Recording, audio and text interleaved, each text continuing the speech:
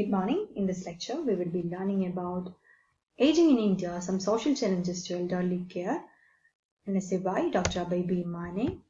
So let's begin. First of all, let's have a look at the author, Dr. Ababy Mane.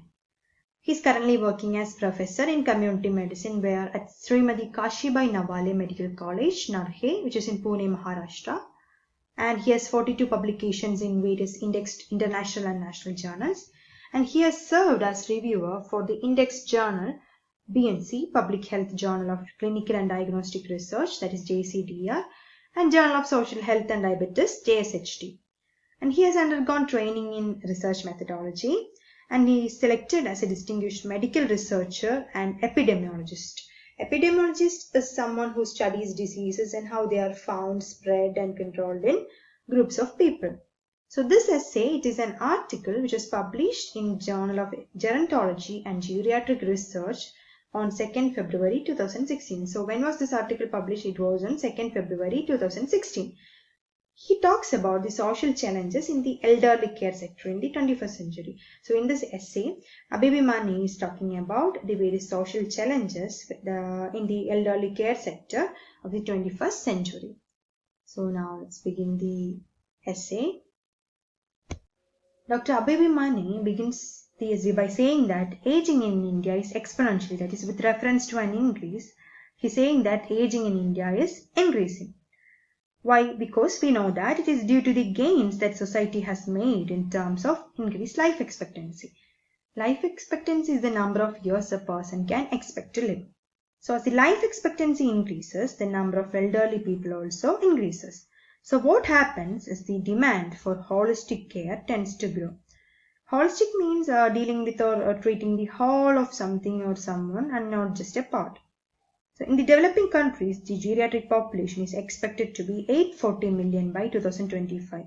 So the population, that is the geriatric population in developing countries, will reach 840 million by 2025.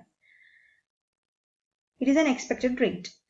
It is estimated that the proportion of Indians aged 60 and older will rise from 7.5% in 2010 to 11.1% in 2025. So the estimated rate, that is the proportion of Indians who are aged 60 and older than that, will rise from 7.5% in 2010, and when the year 2025 arrives, it is expected that this proportion will reach to 11.1%. In 2010, India had more than 91.6 million elderly, and it is estimated that in 2025, India will reach 158.7 million in terms of elderly people. This actually shows the development in health sector, so that the life expectancy is increasing. So as I said, the demand for holistic care of these people also increases. Aging population, according to Mane, puts an increased burden on the resources of the country. So this can be any sort of resources, that is for instance natural or man-made resources. This leads to the raising concerns at many levels for the government in India. That is, the government must take care of these people.